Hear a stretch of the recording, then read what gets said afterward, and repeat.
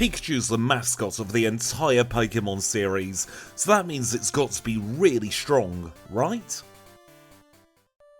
Now, last time we saw Pikachu in a solo challenge in Crystal, it was all the way back in April 2023.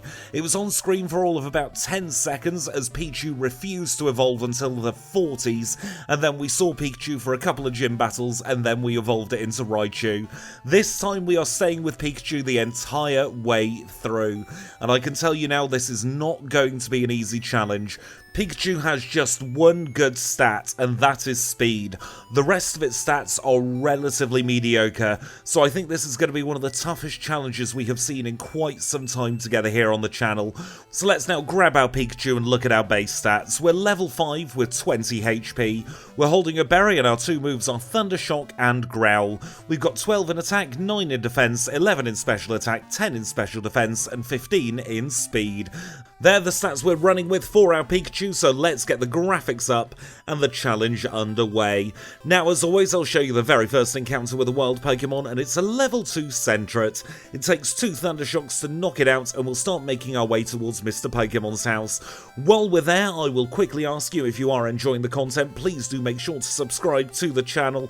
And now, as we're chatting with Mr. Pokemon, I will let you all know that our hidden power type today is Ice. That's going to be very pertinent against the rival battles, as we'll see in just a moment or two, and it's also going to help out with the Lance battle. Now, the rival is going to have Chikorita in this particular challenge. It stands to reason Electric is resisted by the grass type, so it's going to give us the hardest challenge throughout the course of this particular run.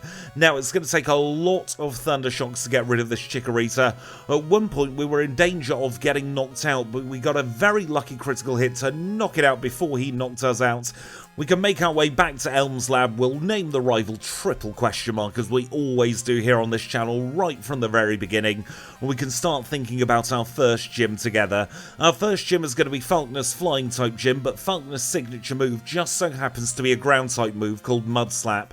So we're going to have to see just how well or badly we fare. We'll engage him in battle. He leads, of course, with Pidgey, and we get a first critical hit to knock it out. Pidgeotto comes out, and we get the double crit. We learn Quick Attack as well, so that was probably just about as well as that battle could have gone. I was incredibly surprised there. I was digging in for a bit of a challenge, but Pikachu pulled through. Time of 5 minutes and 30 seconds without Sprout Tower. Now we're going to start heading towards Azalea Town. En route to Azalea Town, we pick up the Swift TM. We're going to be teaching that in place of Quick Attack. We're also going to teach Mud Slap at the same time.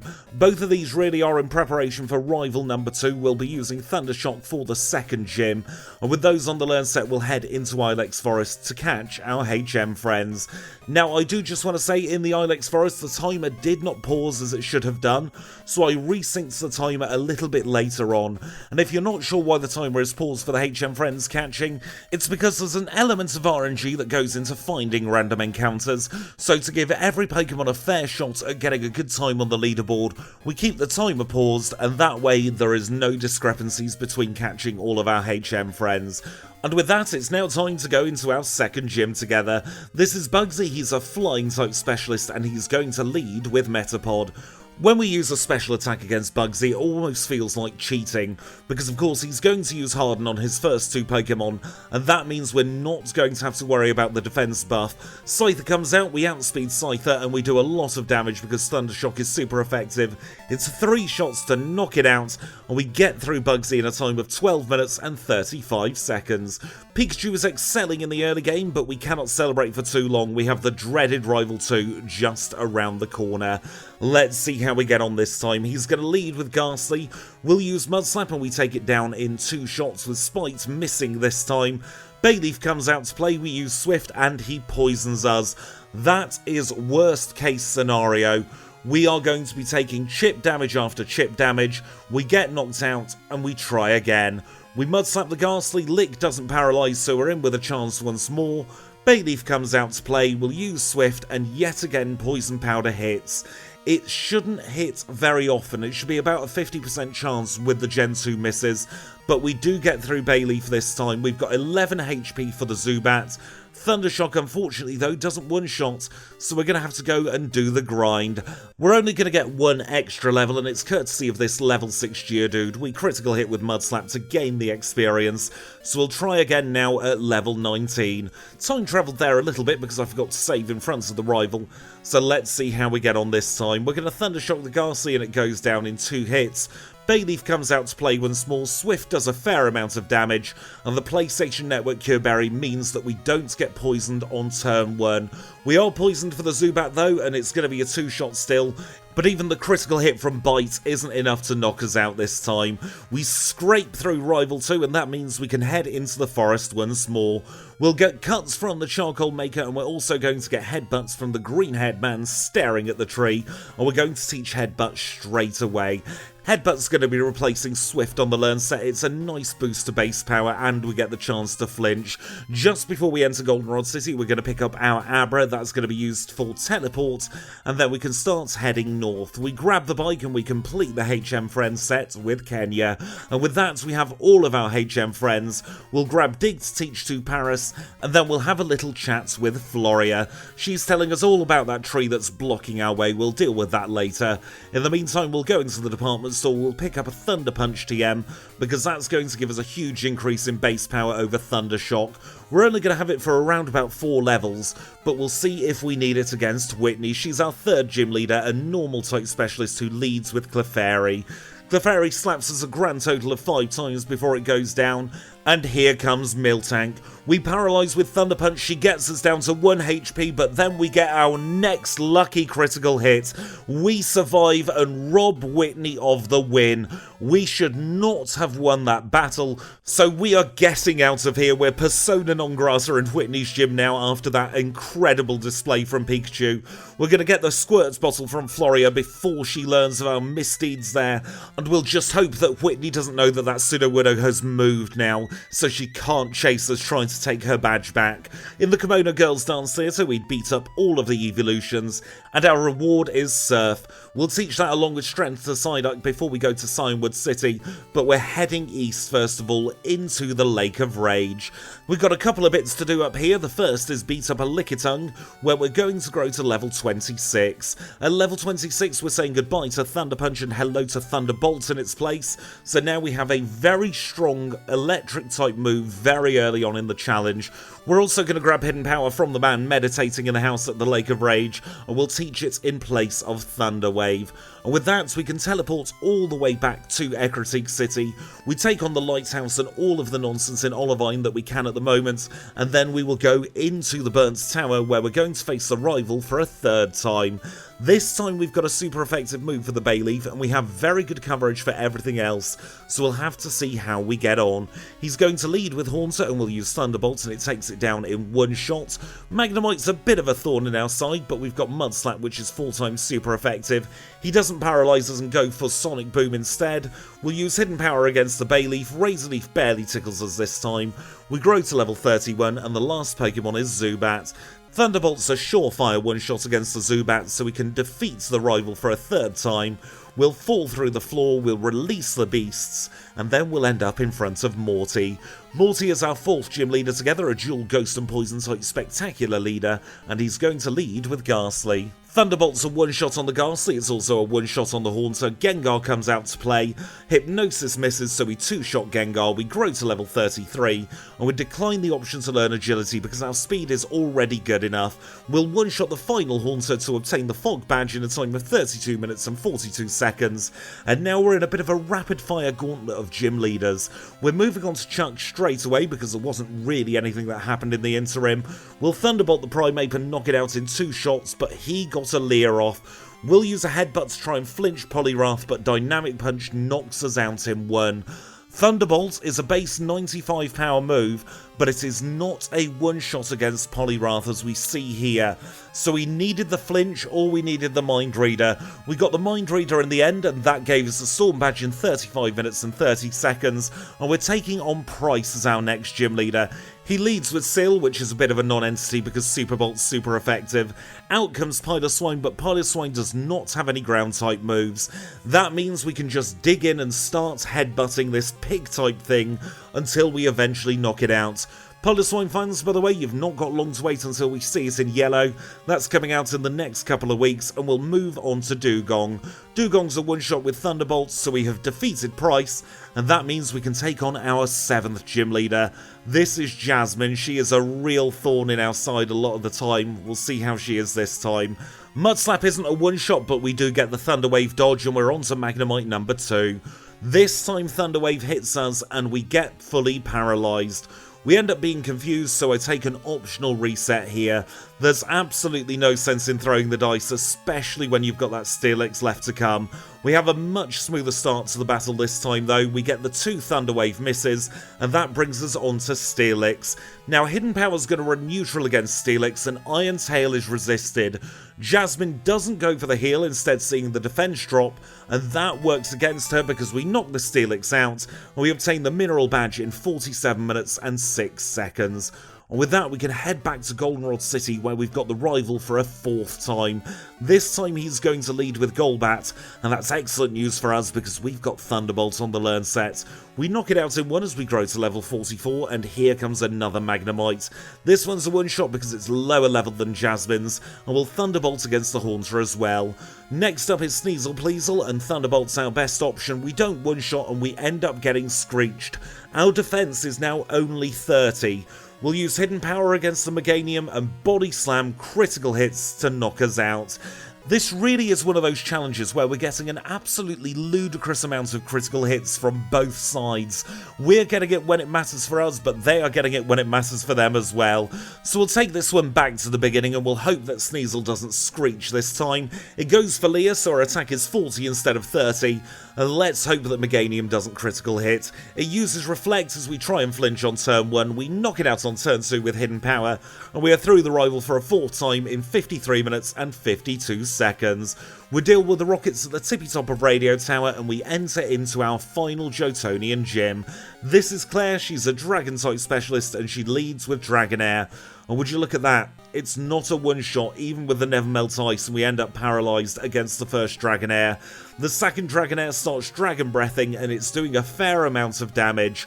We're under half health as the third Pokemon comes out, and it's all over for us from here. We get knocked out, and we're gonna have to grind. This is where Pikachu starts to struggle. Thunderbolt can only get us so far, and when we come up against a Pokemon that resists Thunderbolt, we are in for a very, very bad time. Hidden Power's a decent move at base 70 power.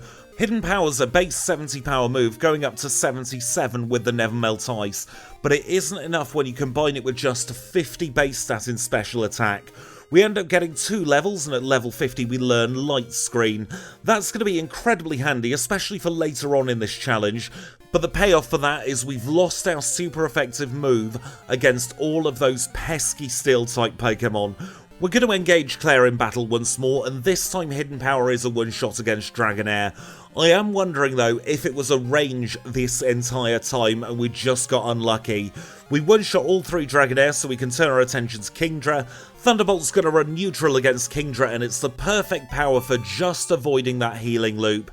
That means we knock it out in 2 shots and we obtain Claire's badge in 1 hour, 4 minutes and 35 seconds. And with that, we have all 8 of our Jotonian gym badges acquired.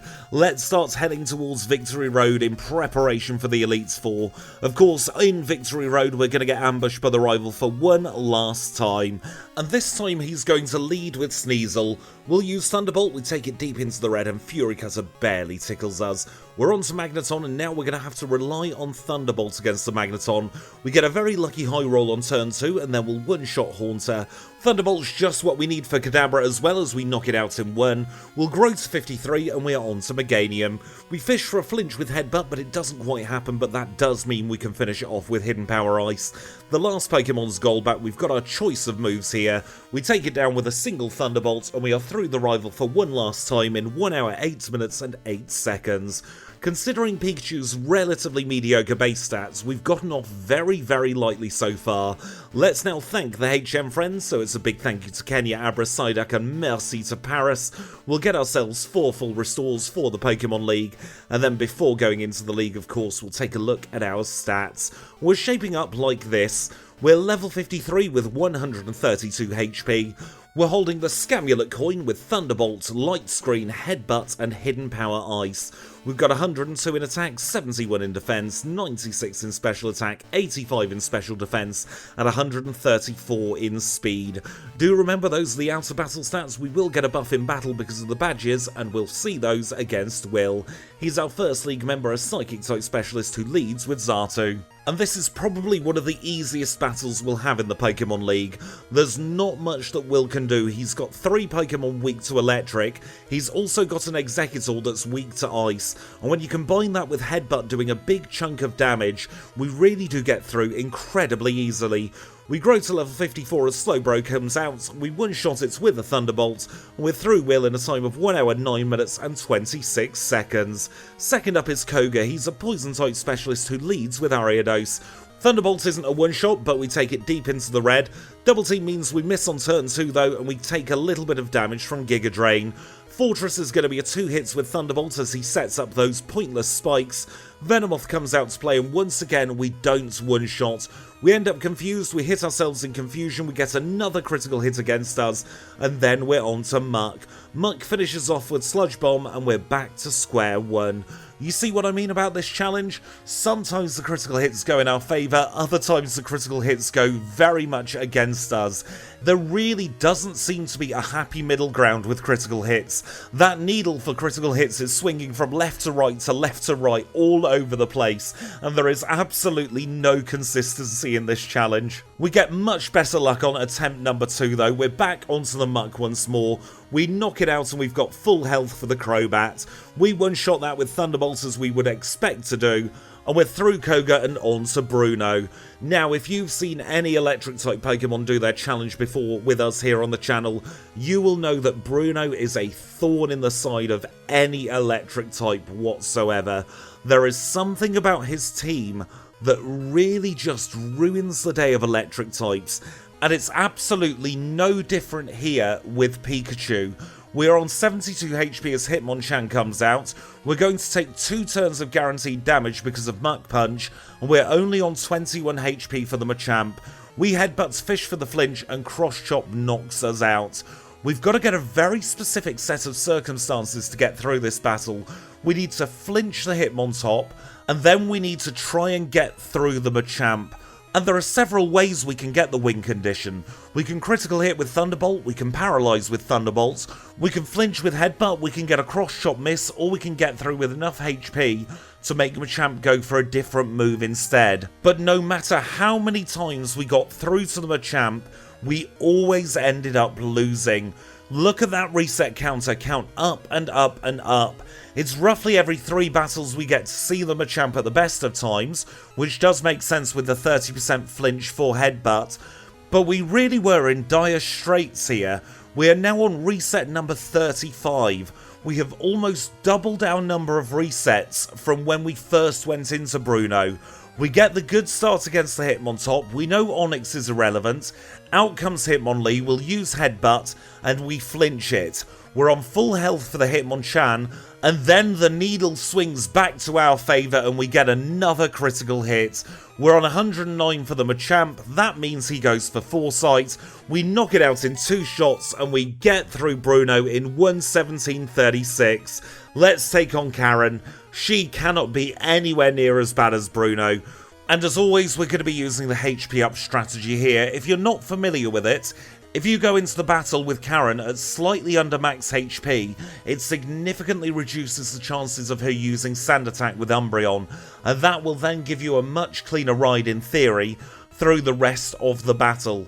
This time though, we're not holding the Bitterberry, we are risking confusion because I think paralysis from the Vileplume would be a much worse situation to be in. Our only good stat is speed and we have to play to our strengths. We lost our first attempt against Karen because of Flamethrower, so that tells me we probably have to set up a light screen. We'll do that against the Umbreon and we'll knock out the Umbreon with Thunderbolt, and we are on to Vileplume once more. Stun Spore paralyzes us, but the berry kicks in, and now we're back onto Gengar. Light Screen's going to fade with the Gengar, so we've got to play this very smart. We set up another light screen and we hope that she goes for Curse. That's exactly what happens, and now we're back onto Houndoom. The light screen's going to halve the amount of damage that Flamethrower does, and that gives us the in we need to at least see the Murkrow. Thunderbolt's powerful enough to knock it out in one, and we are through Karen in a time of 1 hour, 19 minutes and 31 seconds. And with that, we have defeated the Pokemon League, and we can take on Lance. He is, of course, the liar with the flyers, and he's going to lead with Gyarados. And this is a fairly simple affair. We've got something that's super effective against all of Lance's Pokemon. We were holding a second Puruscure Berry that we picked up just south of Blackthorn, just in case these Dragonite weren't a one-shot, but the two Thunder Waving Dragonites were. Lance's level 50 Dragonite gets caught in a healing loop courtesy of Hidden Power Ice, and Safeguard is absolutely meaningless. We've just got Charizard and Aerodactyl left to go. Both of those are going to be weak to Thunderbolt. We're going to outspeed both of them as well. So we have a very, very clean Lance battle, and we get through the Pokemon League in a time of 1 hour, 20 minutes and 27 seconds. Considering our very low base stat total, that is an incredibly respectable time for Pikachu. But do remember, of course, that this is only half of the story. There's still another 8 gym badges plus the red fight left to come, so don't you dare go anywhere, because Kanto is next. And we rejoin the action here in Vermilion City as we always do, where the first thing we do in Kanto is the last thing we do in Johto. We're going to get another rare candy, this time from the chairman of the Pokemon fan club. With that safely tucked away in our bag for another challenge, we are going to diverge from our standard Kantonian routing. We're not going to take on Lieutenant Surge until after we've defeated Misty. Instead, we're going to start with Erica, we'll move down to Janine, then we'll take on Sabrina and Misty, we'll then do Lieutenant Surge, it's Brock and Blaine, and finally Blue. And talking of Blue, if you do want to skip ahead to the start of the Blue fight, it's going to be happening at around about 24 minutes and 45 seconds, so I'll meet you there if you're skipping ahead, and for everyone else, let's now sit back, relax, and have our standard Kantonian chat. And in this one, we're going to start off with the learning process that I'm currently going through, creating content here this year. When I returned to creating content full-time back in July, I made a promise to all of you that the shorter edits would only be temporary. They'd only be until I found myself in a place where I felt I could commit the energy to the full edits again of Pokemon Crystal. We're finally at that place now, but I don't want to keep it exactly the same as it was before. I think there were a lot of things we kept in during our previous edits that just didn't need to be there. And now as we're doing the longer form Crystal videos again, I've got to try and figure out exactly what I want to keep in and what I want to cut from each and every challenge.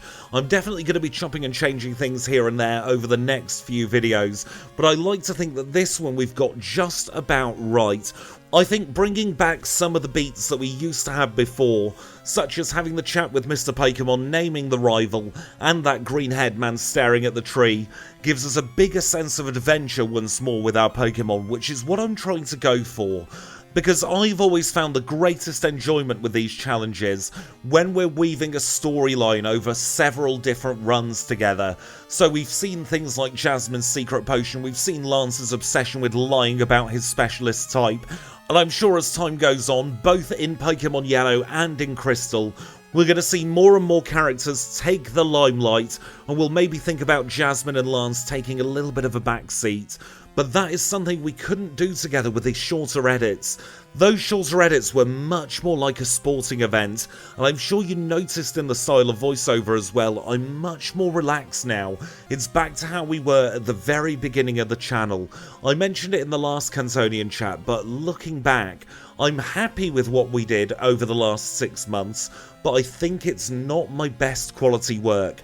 I think the best quality work was when we were taking a more relaxed approach, and we were using our collective imaginations to dream up all kinds of weird and wacky scenarios that could come from the characters that we see in Pokemon Crystal. And that brings me on to a little question that I have for all of you people who've stuck around for the Kantonian chat.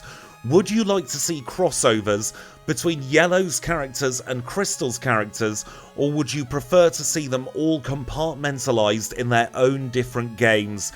I've got ideas for both different scenarios, but I want to know what you think will be more suitable. I definitely think we've got a lot of potential with either one of those, But as always, with a lot of the decisions here on the channel, because I'm incredibly indecisive, I'm going to leave it up to all of you wonderful people out there in the comments section who are watching right now. But with that, we're going to rejoin the action here at Blue. He's our final gym leader of the challenge, a mixed type specialist, and he leads with Pidgeot. And now, as I'm sure you can all tell by the fact that we've got a lot of time left on this challenge together, this battle did not go to plan. Our first wall here is Rhydon.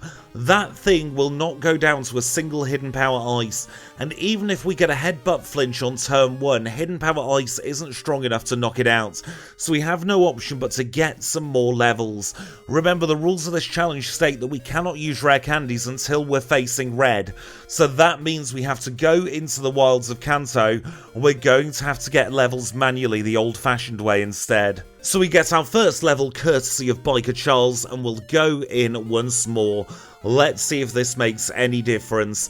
I will absolutely deal with just one headbutt flinch being all we need to get through the Rhydon. We'll headbutt it, we get a critical hit, we flinch it, we use hidden power, and it goes down. This is a very, very good start to the battle. We'll set up a light screen against Alakazam as it uses Reflect. We're then able to two-shot it with a couple of Thunderbolts, and we take no damage because it was fully paralysed. We're on to Exeggutor now, and we end up Leech Seeded. This was the turning point of the battle. We then don't take Arcanine under half health when we factor in Leech Seed, and then Flamethrower knocks us out. We're going to have to get more levels. There's no sense in holding the leftovers here, because we need the 10% boost from the Never Melt Ice in order to be able to get through the Rhydon with a flinch and Hidden Power Ice, and then two-shot the Exeggutor. We need that 10% boost, so we're gonna have to go on the grind once more. And while we're doing this grind, I'm going to be straight up with you, it's not going to happen at level 68 either. I do go in and try, and we will see those attempts. But I just want to talk about the flashbacks I got to the Raichu challenge. There were a lot of parallels between this challenge with Pikachu and the challenge we had with Raichu. And I feel like enough time has passed now from that Raichu challenge to say that that one was the one that took the wind out of my sails for a very, very long time when it came to challenge running. It was the most difficult challenge we had had up until that point, even factoring in Pokemon like Magcargo, because Magcargo you know is going to be bad. But we started with Pichu in that one. Pichu's terrible, it didn't evolve until level 40. And that is the only video out of the 150 odd we've done together where the comment section really got to me. It was the only comment section I've ever seen where there were some very, very personal attacks on how I played the game, and also on me in general, saying I was bad and I should stop creating content. And it did take me a little while to get over that, and then do another Pokemon with a friendship evolution.